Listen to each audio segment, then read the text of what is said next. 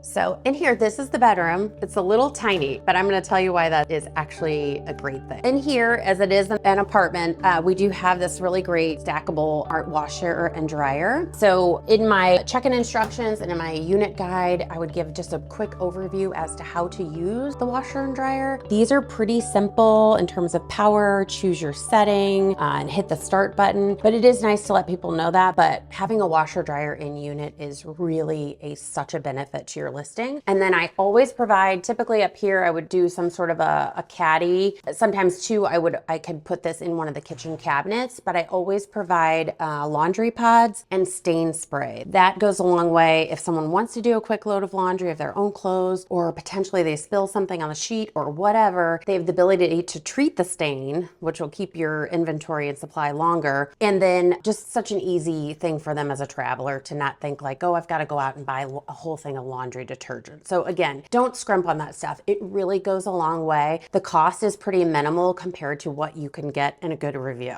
Okay, so we are in the bedroom. Probably more important than the living room where people sleep, because you're spending 8-10 hours a night sleeping on, if you're getting your good sleep. This is a very small bedroom. When I first saw this, I thought, oh my gosh, how am I gonna make this work? You can basically stretch out between the walls. But again, I got out my handy tape measure and I realized that this from casing to casing was 84 inches. So a full-size bed is 54 inches. So ideally, I am a queen size bed fan. I think it hits the middle. If you can do king, it's obviously ideal, but queen is kind of where I would prefer to be, but definitely not a detriment in this situation. So I do have enough room for a full size bed, which is 54 inches. The total width is 84 inches. So this gives me 30 inches on either side to play with. So I've seen many hostmates make this mistake, and I truly feel like it is a big mistake to not have two bedside tables on either side of the bed. If you have two people staying here, a couple, they're gonna each have their own cell phone. They're gonna each maybe have their own sleep aid or tissue or whatever you keep next to the bed, right? And so to not have a table there means they're sitting on the floor. It's just not a good look. Keeping that in mind, I am gonna go with a full-size bed here, and then that leaves me with 15 inches on either side to do a smaller bedside table.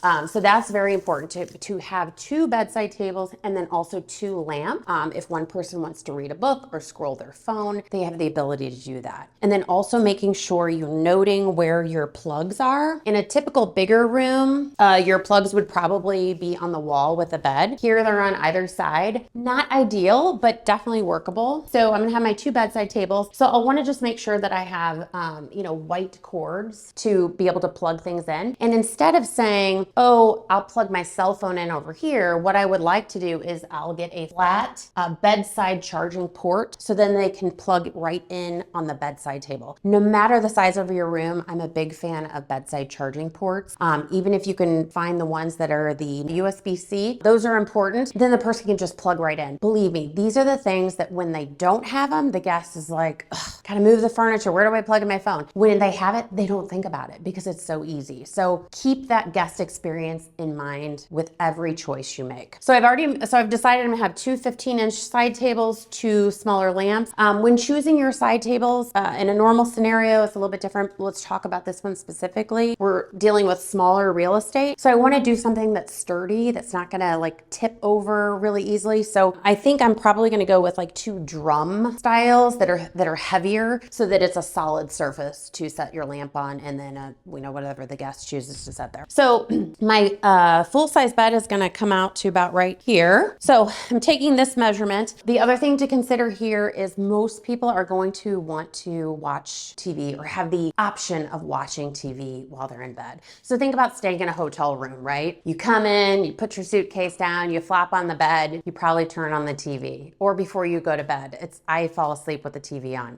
Probably not the best habit, but I do. So we want to think about that guest experience. So here, in a typical unit where I'd have more wall space to work with, I would probably mount a TV, but here this is where I've identified as my wall surface that I have to work with. I'm measuring from here to here. here, which is gonna give me about 29 inches, which is pretty small, but it's workable. So I can do a smaller TV that can sit, and so I'm gonna identify finding a chest of drawers that's a little bit taller so that I have more drawers to work with, and then I have a spot to put my TV on top of. So that's kind of maximizing this room as a whole. The other thing I love about units like this is they have ceiling fans. A lot of people like to have air circulation, so these ceiling fans are great because they have remotes, which they can keep next to the bed where they can turn the light on, off and on. This light happens to be out right now, but this gives them great ability to control the temperature as well. And then your closet, just making sure that you have a really good amount of sturdy hangers. I like to buy the wooden hangers because I find that people are less likely. Those are things that can kind of walk away, but a wood hanger, that's a little bit more bulky, so I don't think that people are more likely to take those. The plastic ones, those walk away pretty easily. And you know, someone's just packing up quickly. If they have a hanging bag, they might just grab it and put it in their suitcase. Not a huge deal, but think about how to make sure that the closet is, you know, set up for someone to store their clothing in. So in terms of the smaller square footage for the bedroom, at first blush, you might think like, oh gosh, it's too small, but think about it from the number side in terms of the rent. So if your square footage is $2 per square foot, well, that bedroom, say that eliminates 100 square feet, well, then you're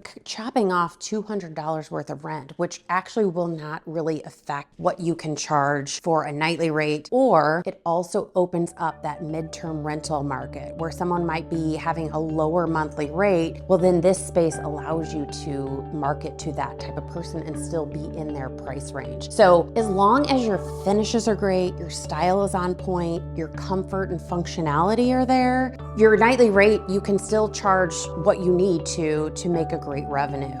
So keep that in mind when you're evaluating spaces, is what the square footage is, the cost per square foot, and then realizing that you can do a lot with a small bedroom.